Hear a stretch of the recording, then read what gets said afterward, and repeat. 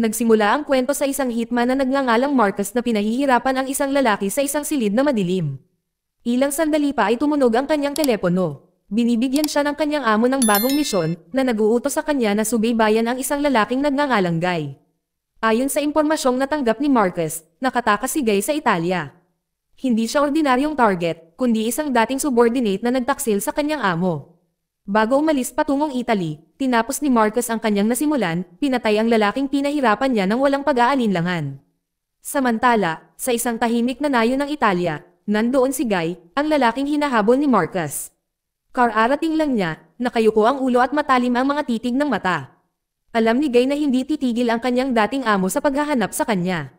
Ang dahilan sa likod ng walang humpay na paghabol na ito, minsan ay tumanggi si Guy na bumuo ng isang advance na sandata para sa organisasyong pinaghirapan niya, sa paniniwalang ito ay maglalagay ng panganib sa hindi mabilang na buhay sa mundo. Siya ay isang dating eksperto sa dagat at armas. Pinili niya ang kanyang konsensya kaysa sa mga utos sa kanya, at ang desisyong iyon ay naging isang wanted siya na tao. Maya-maya, dumaan si Guy sa isang maliit na tindahan para bumili ng isang bote ng tubig. Doon, napansin niya ang tindero na nakikipag-usap sa isang laptop. Sinusubukang magpatakbo ng isang simulator ng armas. Isang mabilis na sulyap lang ang kailangan para makita ni Guy ang pagkakamali sa disenyo, at tahimik niyang inaayos ito. Ang tindero, na ang pangalan ay Chase, ay agad na napagtanto na si Guy ay dapat na isang taong may mataas na kasanayan. Habang naghahanda si Guy na umalis, pumasok ang nakatatandang kapatid na babae ni Chase. Josie ang pangalan niya, at hindi niya maiwasang matarante sa kalmado at kumpiyansang presensya ni Guy. Pinapanatili ni Guy ang kanyang kalmado, nananatiling magalang ngunit malayo. Habang papalabas siya, nag-ipon ng lakas ng loob si Josie na kausapin siya, na nag-aanyaya sa kanya na bisitahin ang kanyang kafe sa tabi ng pinto. Bahagyang ngumiti si Guy at sinabing gagawin niya, ngunit hindi ngayon. Pagkatapos ay lumayo siya, patungo sa kakahuyan kung saan niya planong magtago. Samantala si Marcus, na nagpaplano na ng kanyang paghahanap kasama ang kanyang koponan. Ipinaalam sa kanya ng kanang kamay ng amo, si Pau, na malamang na nagtatago si Guy sa isang lugar na malalim sa kagubatan ng Italia. Kabisado ni Pau ang lugar na ito dahil doon minsan nagmamay-ari ng maliit na cabin ang yumaong ama ni Guy. Inutusan niya si Marcus na magpatuloy habang siya at ang iba pang grupo ay tinatapos ang trabaho kasama ang kanilang boss. Bumalik sa kagubatan, dumating si Guy sa lumang cabin ng kanyang ama. Ito ay tahimik, malayo, at perpekto para sa pagbaba, ngunit hindi siya nag-aaksaya ng oras. Nag-set up siya ng ilang mga bitag sa paligid ng lugar upang maghanda para sa isang pag-atake, alam na ilang oras na lang bago nila siya mahanap. Pagkatapos, sa ilalim ng lumang pagkawasak ng isang kotse sa malapit, naghuhukay siya ng isang nakatagong hukay, kahit na hindi pa malinaw kung ano ang plano niyang gawin dito. Kinaumagahan, sa wakas ay dumating si Marcus sa maliit na nayon. Kung nagkataon, ang unang tinitirhan niya ay ang maliit na tindahan ni Chase para bumili ng inumin. Habang naroon, casual na nagtanong si Marcus kung nakakita si Chase ng isang estranghero na madalas na nakasuot ng cowboy na sombrero. Agad namang napagtanto ni Chase na si Marcus ay hinahanap si Guy. Pero para protektahan siya, umiling lang si Chase at sinabing wala pa siyang nakikitang ganyan. Makalipas ang ilang sandali, pumasok si Guy sa parehong tindahan upang kumuha ng pagkain. Tahimik na binabalaan siya ni Chase na may mahabang buhok na nakasuot ng itim na lalaki kanina na nagtatanong sa kanya. Natagpuan na ni Marcus ang kanyang landas. Bago umalis, sinabihan ni Guy si Chase na kung may hahanapin pa sa kanya, hindi sila dapat magsalita. Umalis si Guy at bumalik sa kanyang taguan, ngunit hindi siya nakakalayo bago nakita si Marcus sa malapit, mahinahong kumakain ng almusal. Halos magtama ang kanilang mga mata. Mabilis na kumilos si Guy sa mga makikitid na eskinita, nagtatago bago makapag-react si Marcus. Makalipas ang ilang oras, dumating sa wakas ang mga reinforcement ni Marcus para tumulong sa pangangaso. Tinanong ni Marcus kung nasaan si Pau, ang kanang kamay ng amo. Ipinaliwanag ng mga sundalo na si Pau ay kasama pa rin ng amo, ngunit malapit na silang dumating. Ayaw maghintay ni Marcus, inutusan niya ang mga lalaki na lumipat kaagad sa kagubatan. Habang lumalaganap sila sa masukal na kakahuyan, hinanap nila ang lumang cabin na dating pagmamay-ari ng ama ni Guy. Sa kalaunan, nakita ni Marcus ang isa sa mga bitag ni Guy na nakabaon sa ilalim ng mga dahon. Palatandaan na malapit na si Guy. Ang hindi namalayan ni Marcus ay pinapanood na sila ni Guy sa pamamagitan ng mga hidden camera. Sa isang pag-click, pinasabog niya ang isa sa kanyang mga paputok na bitag. Nasugatan ng pagsabog ang isa sa mga tauhan ni Marcus. Malamig at nagkalkula, inalis ni Marcus ang kanyang nasugatang sundalo sa lugar. Hindi gustong magdala ng anumang patay na kasama, ang koponan ay nagpatuloy patungo sa cabin, ngunit naglunsad si Guy ng isa pang bitag na naglalabas ng makapal na usok, na nagbubulag sa kanilang paningin at naghagis sa kanila sa kaguluhan. Gamit ang kalituhan sa kanyang kalamangan, tumakas si Guy sakay ng motorsiklo at nawala sa mga kalsada sa kagubatan. Galit na galit, binalingan ni Marcus ang kanyang natitirang dalawang kasama, sinisisi sila sa kabiguan. Walang pag-aalinlangan, pinapatay niya silang dalawa. Pagkatapos ay tinawagan ni Marcus ang kanyang boss upang iulat na ang kanyang buong unit ay namatay. Humihingi siya ng mas maraming tauhan, nagbabala na ang paghuli kay Guy ay hindi magiging kasing dali ng kanilang inaakala. Bumalik sa punong tanggapan, ipinatawag ng boss si Pao at inutusan siyang kunin ang bawat magagamit na sundalo upang palakasin ang grupo. Ngunit sa pagkakataong ito, ang amo ay nagbibigay ng malinaw na tagubilin. Kailangang mahuli ng buhay si Guy. Ang proyekto ng armas ay mahalaga pa rin, at ang kadalubhasaan ni Guy ang susi. Nang hindi nag-aksaya ng isa pang segundo, nag-ipon si Pao ng bagong strike team at nagpunta sa Italy para sumali sa paghahanap. Bumalik sa nayon, muling binisita ni Guy ang tindahan ni Chase. Tahimik niyang itinanong kung alam ba ni Chase ang anumang lugar kung saan siya maaaring magtago mula sa mga taong humahabol sa kanya. Naalala ni Chase ang isang lumang bunker ng pamilya sa lalim ng kagubatan, isang nakalimutang silungan na maaaring magsilbing perpektong taguan. Nagtataka, tinanong ni Chase kung sino ba talaga si Guy at kung bakit siya hinahabol ng mga delikadong lalaki. Ipinaliwanag ni Guy na siya ay dating isang marine at isang espesyalista sa armas na dating nagtatrabaho sa isang pribadong kontratista ng militar. Inutusan siyang magdisenyo ng isang makapangyarihang sandata para sa digmaan, ngunit tumanggi siya, sa paniniwalang magdudulot lamang ito ng pinsala sa mga inosenteng tao. Ang kanyang pagtanggi ay nagdulot sa kanya ng lahat ng ito, at ngayon ang kanyang dating amo ay nagpadala ng mga asasin upang hulihin siya. Sa pag-unawa sa sitwasyon, sinabi sa kanya ni Chase kung saan eksaktong mahahanap ang bunker. Bago umalis, dumaan si Guy para makita si Josie, kapatid ni Chase. Humihingi siya ng paumanhin dahil hindi niya natupad ang pangakong bibisitahin niya ang kanyang kafe. Pinatawad siya ni Josie ng isang matamis na ngiti, at kahit na may maikling sandali sa pagitan nila, naghiwalay sila ng landas bago ang anumang mangyari. Nang gabing iyon, si Marcus ay nakatanggap ng isang pagbisita mula kay Pao. Nasa wakas ay dumating mula sa punong tanggapan. Tinanong ni Marcus kung bakit siya dumating mag-isa, at ipinaliwanag ni Pao na ang natitirang mga tropa ay darating sa loob ng isang oras. Nagde-deliver din siya ng direct order mula sa amo nila. Kailangang mahuli ng buhay si Guy. Ayaw ni Marcus, pero pumayag siyang subukan. Samantala, nakaupo si Guy sa tabi ng apoy sa labas ng bunker, nalilito sa pag-iisip. Ang apoy ay kumikislap sa kanyang mukha habang nakikinig sa katahimikan ng kakahuyan. Biglang lumitaw ang isang figure mula sa mga anino. Si Chase ito. Sinabihan siya ni Guy na umuwi, iginiit na ang kagubatan ay hindi ligtas, ngunit tumanggi si Chase. Umupo siya at sinabing gusto niyang makipag-usap. Ipinagtapat ni Chase na nangangarap siyang maging isang lalaking parang inhinyero ng armas, isang taong makakagawa ng advanced na teknolohiya para protektahan ang kanyang bansa. Nang marinig iyon, sinabi sa kanya ni Guy na kapag natapos na ang lahat, ituturo niya sa kanya ang lahat ng nalalaman niya. Nang tanungin ni Chase kung ano ang susunod na planong gawin ni Guy, sumagot si Guy nang may tahimik na katiyakan na isa na lang ang plano niya, na patayin ang bawat huling lalaking humahabol sa kanya. Habang lumalalim ang gabi, sa wakas ay sinabihan ni Guy si Chase na umalis at umuwi. Ang lalaki ay nag-aatubili na sumang-ayon, iniwan ang dating sundalo na mag-isa sa tabi ng apoy.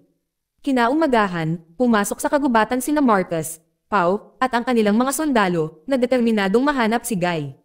Hindi nagtagal bago nakita ni Pao ang isang maliit na kamera na nakatago sa mataas na mga puno, bahagi ng surveillance system ni Guy. Walang pag-aalinlangan, binaril ito ni Marcus. Nagpatuloy sila sa mas malalim na kagubatan hanggang sa marating nila ang lumang cabin kung saan dating tinuluyan ni Guy. Sa paniniwalang maaaring naroon pa rin siya, pinangunahan ni Marcus ang kanyang mga tauhan sa loob para lamang mag-trigger ng isang nakamamatay na bitag. Isang sundalo ang agad na napatay. Napagtantong wala si Guy sa cabin. Nagpa siya sina Marcus at Pao na umatras at muling magsama sa nayon. Pagdating nila, huminto sila sa harap ng kafe, nasa labas si Chase. Nanlaki ang mga mata niya sa gulat nang makita ang mga armadong lalaki. Mabilis siyang nag-isip, pumasok siya sa loob para magtago. Napansin ni Pao ang kakaibang pag-uugali nito at sinundan siya nito papasok. Nakayuko si Chase sa likod ng isang upuan nang pumasok si Pao.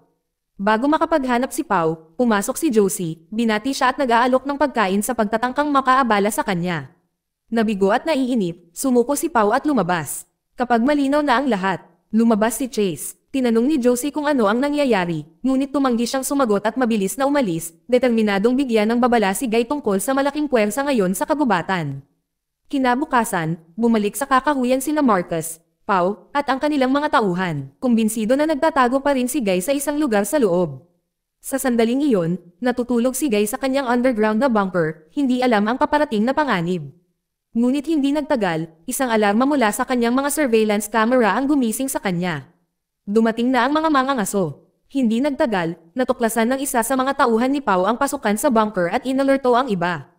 Isang mainit na pagtatalo ang sumiklab sa pagitan ni Marcus at Pau. Gustong sumugod agad ni Marcus dahil nasa loob si Guy. Gayunpaman, iginiit ni Pau na maghintay, nag-aalala na ang bunker ay maaaring mapuno ng mga bitag. Habang nagtatalo sila, tahimik na lumabas si Guy sa isang nakatagong labasan, sinusubukang makatakas ng hindi napapansin. Ngunit nakita siya ng mga sundalo, at nagsimula ang paghabol. Dinala sila ni Guy ng mas malalim sa mga puno, gamit ang kanyang kapaligiran sa kanyang kalamangan. Isa-isang nabibiktima ang mga kalaban sa mga bitag na kanyang itinanam. Ang mga pagsabog ay umaalingaw-ngaw sa kagubatan. Sa huli, natamaan si Guy sa tagiliran, nasugatan ngunit buhay pa rin.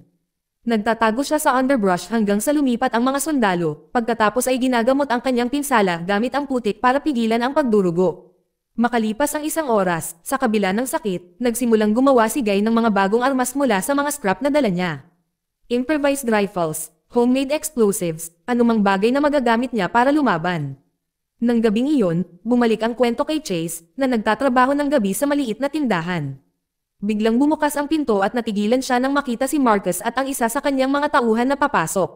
Tumakbo si Chase sa likuran at isang habulan ang bumungad sa makikitid na kalye ng tahimik na bayan. Matapos ang mahabang pagtugis, 2 pulis ang lumitaw sa unahan ng kalsada, ngunit bago niya maabot ang mga ito, pinatay sila ni Marcus nang walang pag-aalinlangan, na iniwan si Chase na natakot at nag-iisa. Sinubukan niyang tumakbo muli, ngunit sa pagkakataong ito nahuli siya ng isa sa mga tauhan ni Marcus. Pagsapit ng umaga, pumapasok si Guy sa nayon sa ilalim ng takip ng madaling araw. Ang nakikita niya ay nagpapatigil sa kanyang panlalamig. Gumagapang sa bayan kasama ng mga armadong sundalo, at nahuli na si Chase. Pagkatapos, sa gitna ng kaguluhan, nakita niya si Josie na nagtatago sa likod ng isang kotse. Tahimik, nilapitan siya ni Guy at sinabi sa kanya ang kanyang plano. Kailangan niya ang tulong nito para maakit si Marcus at ang kanyang mga tauhan sa isang abandonadong simbahan sa gilid ng bayan. Doon siya tatayo, hindi nagatubili si Josie. Sa buhay ng kanyang kapatid na lalaki sa linya, sumasang-ayon siya. Ilang sandali pa, nilapitan niya sina Marcus at Pau, kunwari ay nakikipag-bargain. Sinabi niya sa kanila na alam niya kung nasaan si Guy, ngunit kung mangangako sila na palayain si Chase. Hindi ito tinanggap ni Marcus at pinagbantaan siya, ngunit pumasok si Pau, pinananatiling kalmado ang mga bagay. Sumasang-ayon siya sa deal, na nangangako ng pagpapalaya ni Chase kapag nahuli si Guy. Itinuro sila ni Josie patungo sa lumang simbahan, at hindi nagtagal ay lumabas ang convoy ng mga truck. Si Marcus, Pau, at ang kanilang mga sundalo ay pumasok sa gumuguhong gusali, handa na ang mga sandata. Makapal ang katahimikan sa loob. Tapos biglang sumabog yung sahig. Pinasabog ni Guy ang kanyang mga gawang bomba, na nagdulot ng kaguluhan. Napuno ng usok ang hangin habang naglulunsad si Guy ng isang buong pag-atake gamit ang kanyang custom-built na mga armas. Isa-isang bumabagsak ang mga tauhan ni Marcus. Sa labas, tinapos ni Guy ang mga natitirang sundalo bago bumalik sa simbahan upang harapin ang sinumang naiwan. Sa wakas, humakbang pasulong si Marcus at nagsagupaan ang 2 lalaki sa isang malupit na away. Parehong may kasanayan, parehong walang humpay, ngunit sa huli, dinaig ni Guy si Marcus, gamit ang isa sa kanyang sariling mga pampasabog upang tapusin siya. Sa paniniwalang tapos na, lumabas si Guy. Pagod at duguan, binuksan niya ang kotse ni Marcus at nakita niya si Pau sa loob, habang nakatutok kay Chase ang baril. Dahil sa dami at ayaw ipagsapalaran ang buhay ng bata, ibinaba ni Guy ang kanyang sandata at sumuko. Ilang sandali pa, kinarga ni Pau at ng kanyang 2 nakaligtas na lalaki si Guy at humabol sa isang kotse. Habang tumatakbo ang sasakyan sa madilim na kagubatan, kumilos si Guy. Inatake niya ang driver gamit ang isang stun device na ginugulo siya hanggang sa mawalan siya ng kontrol. Ang sasakyan ay lumihis sa kalsada at bumangga sa isang puno. Parehong nakaligtas sina Guy at Chase sa impact at mabilis na gumapang palabas. Sinabihan ni Guy si Chase na tumakbo at magtago habang siya ay nananatili sa likod upang tapusin ang kanyang nasimulan. Inakay ni Guy si Pau at ang kanyang huling natitirang sundalo patungo sa isang inabandonang sasakyan na ginamit niya noon. Pagdating doon, umakyat si Guy sa loob ng wreck, tahimik na nag-aayos ng isang bagay. Ang sundalo ay nagpaputok, na binutasan ng mga bala ang sasakyan, ngunit pinigilan siya ni Pao, na nagpapaalala sa kanya na kailangan nila si Guy ng buhay. Nang tumanggi ang sundalo na makinig, ibinaling ni Pao ang kanyang baril sa kanya at siya mismo ang nagtapos nito. Ngayong mag-isa, naglalakad si Pao papunta sa kotse at kumatok sa pinto, hinihingi si Guy na sumuko. Pagkatapos, sa isang biglaang flash, ang kotse ay sumabog. Napaatras ng putok si Pao, agad siyang pinatay. Makalipas ang mga buwan, bumalik ang kapayapaan. May binisita si Chase sa isang tahimik na hideout sa kanayunan. Sa kanyang sorpresa, ito ay si Guy na buhay at maayos. Nagtataka, nagtanong si Chase kung paano siya nakaligtas sa pagsabog. Ipinaliwanag ni Guy na matagal na niyang binago ang lumang kotse, gumawa ng nakatagong pinto ng bitag sa ilalim nito. Bago pinasabog ang bomba, nadulas siya sa silid sa ibaba, na nag-iwan lamang ng apoy at usok sa itaas. Hindi kailanman nagkaroon ng pagkakataon si Pao. Ngayon sinabi ni Guy na sa wakas ay malaya na siya. Wala nang manghuli sa kanya. Isang linggo na ang nakalipas, natunton at pinatay niya ang kanyang dating amo. Natinapos ang lahat para sa kabutihan. Ilang sandali pa, dumating si Josie, nakangiting sumama sa kanila. Magkasama na sila ni Guy, handang magsimula ng bagong buhay. Sumakay sila sa isang motorsiklo. Dito nagtatapos ang kwento. Salamat sa panonood kaibigan.